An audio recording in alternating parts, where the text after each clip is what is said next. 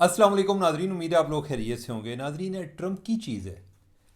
अब ये देखें कल इसने कितनी हाइप क्रिएट की है। मुझे शर्म आ रही है कि मैंने आपको कहा था कि ये को बड़ा ऐलान करने वाला है। अगरचे मैंने आपको साथ ये भी कहा था कि बड़ा बेतबारा आदमी है, ये कुछ भी कर सकता है, कुछ नहीं भी कर सकता। लेकिन वो इतनी हाइप क्रिएट करके स्टॉक मार्केट अचानक उसमें दोबारा से एक बेहतरी आना शुरू होगी इस मफरूज़े पर, इस उम्मीद पर कि ये कोई जंग बंदी करने जा रहा है। नहीं ना की उसने, नहीं की। और 20 मिनट तकरीर करके गया है और सब बकवास है, कुछ नहीं। और जो चीज़ मुझे ज़्यादा स्ट्राइक कर रही है, एक तो ये बयानात है, ये रोज़ाना बदलता है।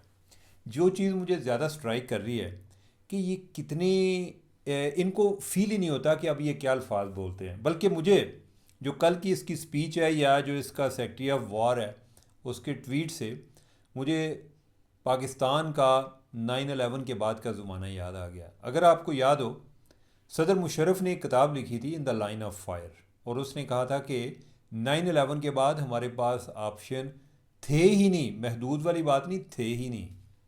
और उसने कहा कि मुझे फ़ोन आया और उन्होंने कहा कि अगर आप हमारा साथ नहीं देंगे, यानी कि either you are with us or against अस, ठीक है, और अगर आप हमारा साथ नहीं देंगे we will bomb you to the stone age. ठीक है, कि तुहानू जनाब पत्थर के ज़माने मार मार के, बम मार मार के पत्थर के ज़माने वापस भेज देंगे। अच्छा, ये बात मैं क्यों कर रहा हूँ? ये बात मंसूब हुई थी रिचर्ड आर्मिटेज से, जो कि उस टाइम मेरे ख्याल असिस्टेंट सेक्रेटरी ऑफ स्टेट था साउथ एशिया का। मोटा सा था, मरहूम चला गया इस दुनिया से। तो वो आता था इसी तरह, इस तरह होता था, बॉक्सर टाइप पर्सनैलिटी थी उसकी। तो उससे मंसूब हुई थी कि उसने ये बात की है। अच्छा, वो आर्मिटेज ने उसने डिनाई किया, उसने कहा कि नहीं ऐसी बात नहीं थी, या I didn't say in so many words, यानी कि दैट वाज हिज पॉइंट कि I didn't say in so many words, कि मैंने इस तरह नहीं कहा था कि अगर जी मेरा मकसद ये था कि भाई ਤੁਹਾਡੇ ਕੋਲ बच्चे जमूरे ਤੁਹਾਡੇ को कोई और ऑप्शन नहीं है, यानी कि सवाए हमारा साथ देने के। लेकिन कहता है मैंने ये बात नहीं की थी।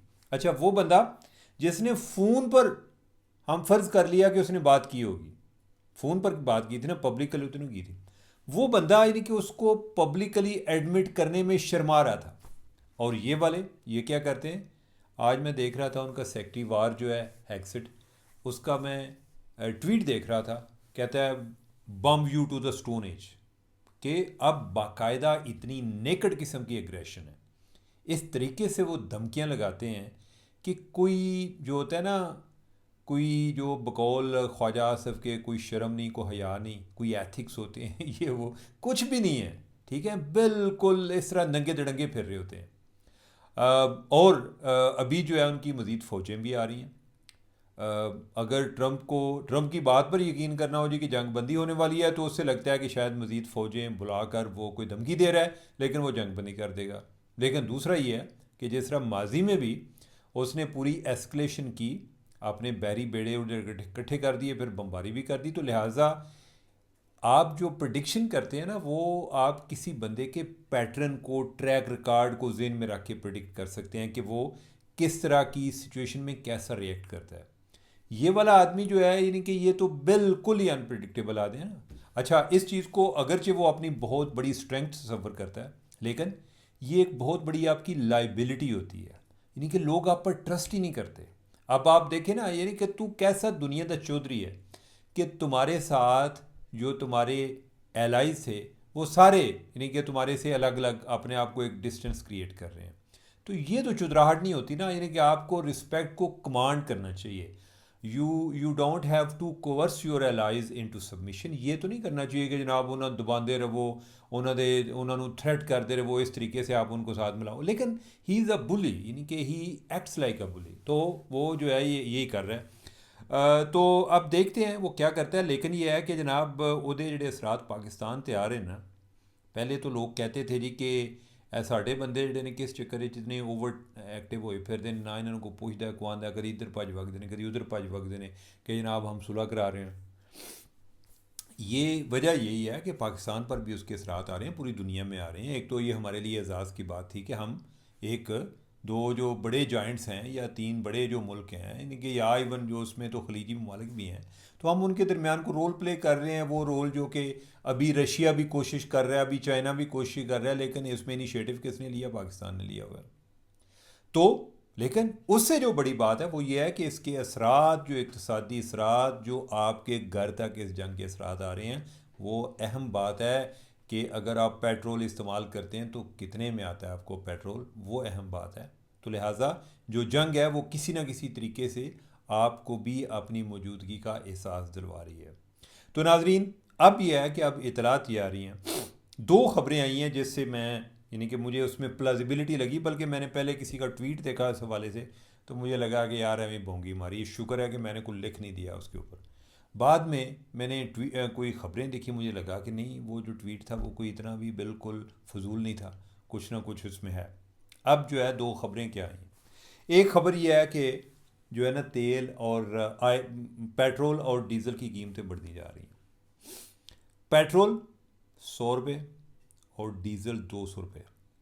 वैसे आपसे बात करते करते मुझे ख्याल आया कि मैं अभी जाके ना ये व्लॉग ख़त्म करने के बाद पेट्रोल, चलो कोई एक टैंकी तो फुल करा, तो क्या पता यदि कि रात को ही बढ़ जाए। ठीक है, तो लिहाजा अब यह है कि ये क्यों बढ़ रहा है। मैंने, अगर आपको याद होगा, जो हमारे रेगुलर व्यूअर्स हैं, मैंने कुछ दिन पहले बात की थी कि कीमतों को अगरचे इन्होंने बरकरार रखा हुआ है, लेकिन इसका आने वाले दिनों में आपको तकलीफ़ होगी। उसकी वजह यह है कि कीमतें तो बढ़ रही हैं। ये ऐसे ही है जैसे पानी हमारी तरफ आ रहा हो तो हम आराम से बैठे हों जी कि कौन सा हमारे घर तक तो नहीं पहुंचा, लेकिन पानी तो सफ़र कर रहा है ना। ठीक है, तो वो उसने किसी ना किसी दिन आके आपका दरवाज़ा, आपकी जो दीवारें, उनको आके खटखटाएगा, उनको आके टच करेगा। अब यही है कि जब अगर आयल की प्राइसेस फ्लक्चुएट कर रही हैं और डोनाल्ड ट्रंप जैसा प्रेसिडेंट अमेरिका का मौजूद है, तो उससे, और फिर उधर से आयल आने में आपको प्रॉब्लम आ रहा है, तो इस सारे तनाज़र में क्या हो रहा है, उसमें यह है कि गवर्नमेंट जो है वो सब्सिडी दे रही है। अब गवर्नमेंट ने किधर से सब्सिडी देनी है, इन्होंने कोई कितों पैसे आते हैं, इधर से ही होते हैं ना, हमारे से पैसे इकट्ठे करते हैं ना, या इवन अगर हमारे से नहीं इकट्ठे करते, बाहर से भी लेते हैं तो हमारे बिहाफ पे लेते हैं ना। ठीक है, वो जो जो भी लोन है या जो भी है, वो हम सब का पार्ट पर आता है ना, वो हम मुख्तलिफ टैक्स की मद में मुख्तलिफ तरीक़ों से हम उसको अदा करते हैं। तो क्या है कि अब ये कीमतें, गवर्नमेंट ने पहले कोई एक दो हफ्ता उनको रोकने की कोशिश की है, 50 रुपये ज़्यादा करके, फिर इन्होंने आगे फुल स्टॉप लगाया है। अब इतलात ये आ रही हैं कि अब ये भी नहीं कर सकते, और उसकी वजह यह है कि IMF वाले भी डंडा देता है। IMF वाले क्या कह रहे हैं, वो आंदे नहीं कि तुहानू क्या सी कि रेवेन्यू इकट्ठा करो, आप हमसे पैसे ले लेते हैं, आपको ये भी नहीं पता कि आपने हमें पैसे वापस कैसे करने हैं, और आपने एक सेल्फ डिपेंडेंट कैसे होना है, इंडिपेंडेंट कैसे होना है। तो वो जो आपने हमसे वादे किए थे, जिन शराइत पर हमने आपको पैसे दिए थे, तुसी तो फिर सब्सिडियाँ दे आ गए हो। ठीक है, आप जो है एक चीप टैक्टिक्स इस्तेमाल कर रहे हैं। IMF की नज़र में ये चीप टैक्टिक हैं, जो कि अवाम को गैर ज़रूरी रिलीफ हर मामले में सब्सिडी देना, ये एक उनकी नज़र में एक पॉलिटिकल डिसीजन है, एक पॉपुलिस्ट डिसीजन है। इसकी एक इकनॉमिक कास्ट है, इसकी एक मालियाती कास्ट है। तो अब जो है इन्होंने कहा कि भाईजान ठीक है, असी नहीं करते, तुसी फिक्र ना करो। अब उसमें ये करने क्या जा रहे हैं, ये इसी तरह के जैसे होता है ना कि कंबल आप सर पे लेते हैं तो पाँव से निकल जाता है, पाँव की तरफ लेते हैं तो सर से निकल जाता है। ये भी कुछ इसी तरह के को प्लानिंग करते रहते हैं। अब ये है कि ये देख रहे हैं कि हम जो एक मज़दूर तबका है, जो गरीब तबका है, उनको एक रिलीफ दे देते हैं, लेकिन जो मेरे जैसे हैं, आप जैसे हैं, यानी कि जो कदरे बेहतर हैं, जिनका ज़रा कोई सांस निकलता है, इनको ज़रा थोड़ा सा दबाते हैं, इन्होंने कीची दबाने हैं। तो लिहाजा उस चक्कर में अब गैस, ये जो तेल की कीमतें बढ़ने के इम्कानात हैं। आपको याद होगा पिछले दिनों ये कोई ऐप्स भी इन्होंने इंट्रोड्यूस कराई थी कि आप कितना तेल लेते हैं, अगर आप वो ऐप जो है, यानी कि उसी के से आप टोकन जनरेट करेंगे, वाउचर वगैरह, और फिर जो है वो पंप वाले आपको देंगे। उसमें भी इनका एक मकसद ये था कि एक तो ये पंप्स जो हैं, पेट्रोल पंप्स, उनको भी मॉनिटर कर सकें कि इनकी ये कितना तेल आगे बेच रहे हैं, दूसरा उसमें कि कोई मिलावट तो नहीं कर रहे, और तीसरा ये है कि जो लोग इनसे ख़रीद रहे हैं वो कौन से लोग हैं और उनकी क्या ज़रूरियात हैं, ताकि गवर्नमेंट के पास सारा रिकॉर्ड रहे। तो अभी खैर इन्होंने जो कोई सब्सिडी कोई गरीबों को देने की कोशिश की है। आप अपने आप को गरीब समझते हैं, लेकिन आप नहीं हैं। पाकिस्तानी तनाज़र में आप इतने गरीब नहीं हैं। वैसे बाय द वे हर बंदे अपने आप को गरीब समझते हैं। मैंने तो बड़े बड़े अमीर लोग भी देखे हैं अपने आप को गरीब समझते हैं। मैं भी ये समझता हूँ, आप भी समझते हैं।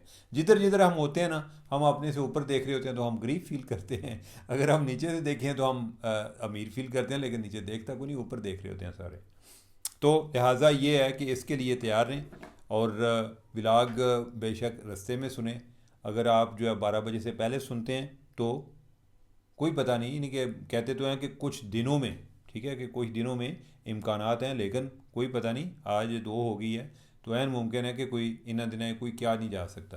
पहले तो होता था फोर्टनाइटली रिव्यूज़ होते थे, ठीक है, तो अभी जो है फोर्टनाइटली तो नहीं हो रहा, यानी कि 15 दिन बाद रिव्यू वाली बात तो नहीं है। अगर ऐसा होता तो फिर तो हमें 15 तक परेशान होने की ज़रूरत नहीं है, लेकिन यह है कि आजकल कुछ नहीं कहा जा सकता। अब एक और जो जो सिर्फ हम पे जो एक बम बन के गिरने वाला है, वो ये है, मुझे ज़रा खोल लेने दो।